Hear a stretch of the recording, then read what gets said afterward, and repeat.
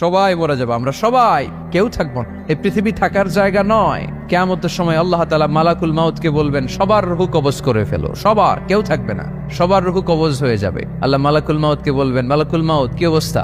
বলবে সব শেষ। মাইয়াব্বা, কে বাকি?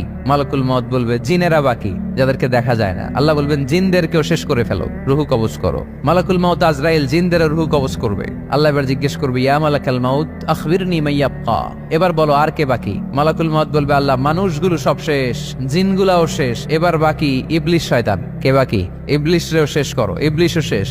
আল্লাহ আবার জিজ্ঞেস করবেন, ইয়া মালাকাল মাউতি মাইয়াব্বা, আর কে বেঁচে আছে বলো? মালাকুল মাউত বলবে, আল্লাহ আপনার কথা অনুযায়ী পৃথিবীর সব মানুষের রূহ কবজ করলাম, সব জিনদের রূহ কবজ করলাম, ইবলিসের রূহ কবজ করলাম, এখন আছে শুধু ফেরেশতারা। আছে কারা? যাও ফেরেশতাদের রূহ কবজ করো, ফেরেশতাদের রূহ কবজ হয়ে যাবে। এবার আল্লাহ জিজ্ঞেস করবেন, ইয়া মালাকাল মাউত আখবিরনি মাইয়াব্বা,